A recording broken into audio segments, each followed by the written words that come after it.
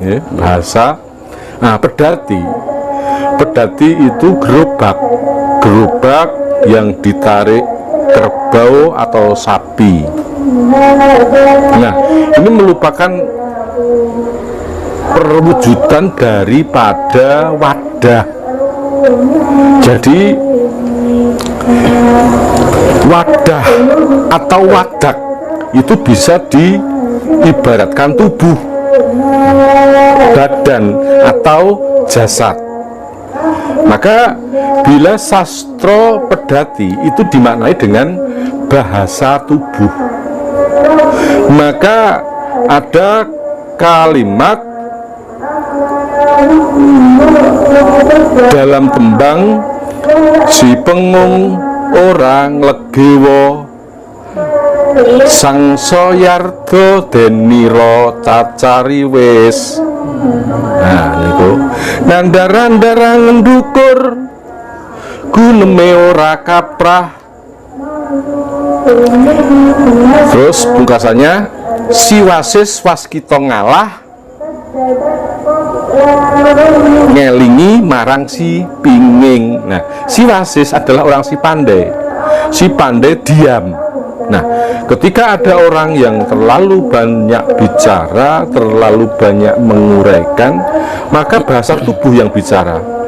Dia dengan senyum, dengan bagaimana memberi kemantapan lawan bicaranya, momong. Nah, jadi si wasis waskita ngalah ngelingi marang si pinging, artinya si wasis itu berdiam diri,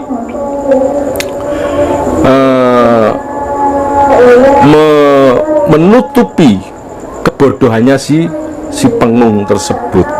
Jadi sastra pedati adalah bahasa tubuh.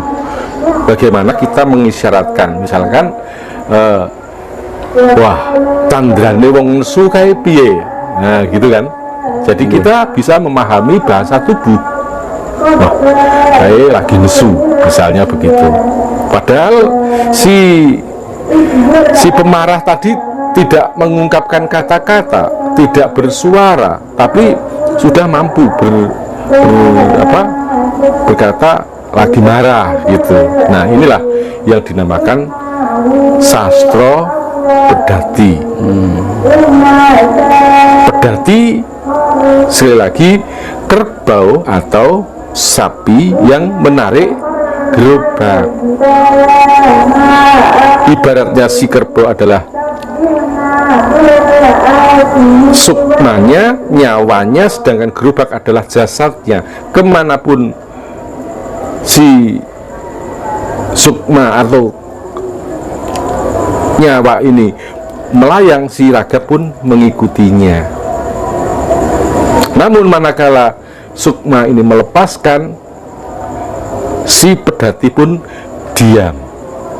Nah, itu yang dinamakan sastra pedati, kurang lebihnya seperti itu. Jadi sekali lagi, sastra pedati, sastra adalah bahasa, pedati adalah gerobak, dan gerobak itu laksana jasad atau wadak manusia. Berarti intinya kalau dikaitkan dengan kehidupan manusia seperti apa, Romo? Maknanya adalah bahwasanya kita harus mampu kinemong melihat gelagat suasana tubuh lawan kita.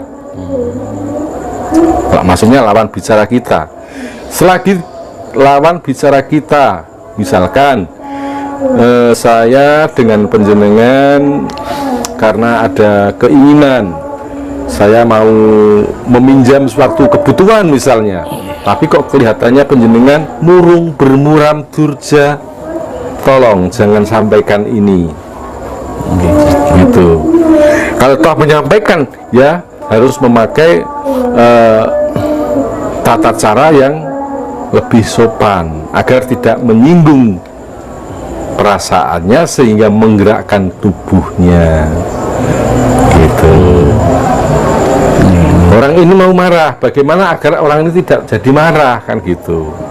Jadi ada seorang karyawan, bosnya sudah kelihatan mau wajahnya masam dan bagaimana. Nah ini bagaimana sikap anak buah tersebut terhadap bos?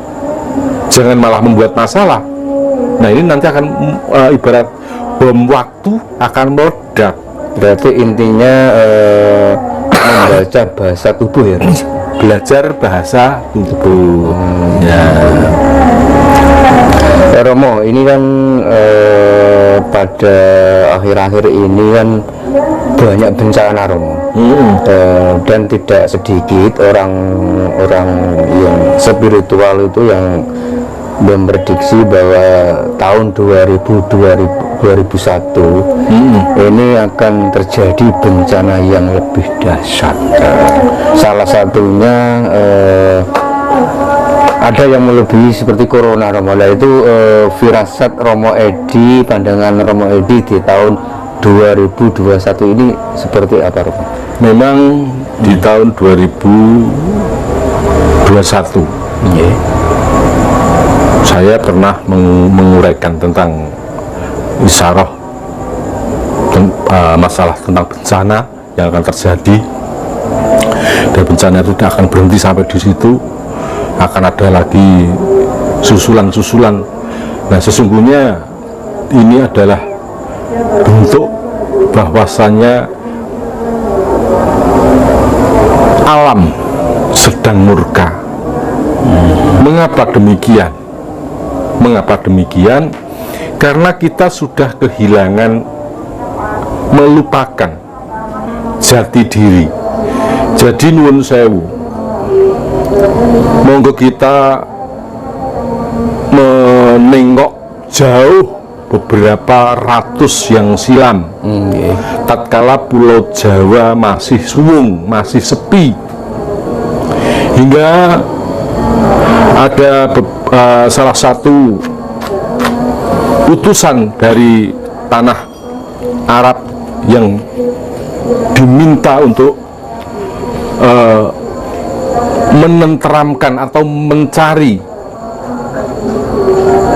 pulau yang tentram dan damai. Namun ternyata, dan menurut isyarah yang diterima, tempat itu tidak lain adalah Pulau Jawud atau Pulau Jawa. Nah, tapi Pulau Jawa itu dihuni oleh banyak bangsa-bangsa makhluk astral, titah dari Allah yang terbuat dari api. Ini banyak mendominasi wilayah pulau tersebut. Maka dibuatlah tumbal untuk menumbali Pulau Jawa tersebut, sampai Pulau Jawa ini menjadi tentram, damai, loh jinawi. Meskipun berbagai tempaan, berbagai peristiwa yang terjadi itu kan urusan negara, sudah pasti dalam pemerintahan, baik dari zaman kerajaan manapun hingga negara manapun, pergeseran politik itu ada. Tapi masyarakat tidak semuanya terkena imbasnya. Jadi masyarakat tetap hidup sesuai dengan khitahnya masing-masing. Mengapa pada saat itu seperti itu? Karena orang-orang masih percaya dengan adanya danyangan atau leluhur yang menunggu salah satu tempat. Ya kita ini percaya tidak percaya, kita hidup dalam dua alam. Ada alam manusia dan juga alam makhluk astral.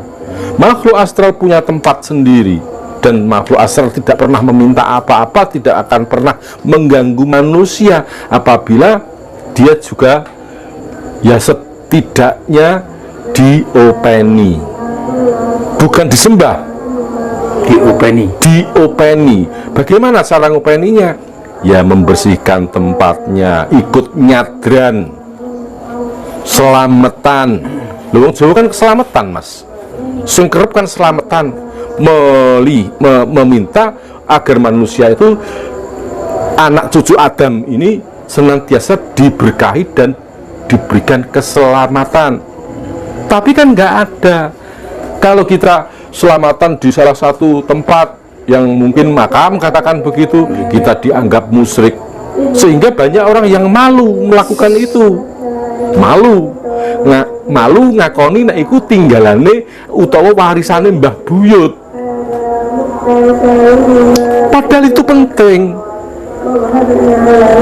Labuh segoro, misalnya larung sesaji di laut itu.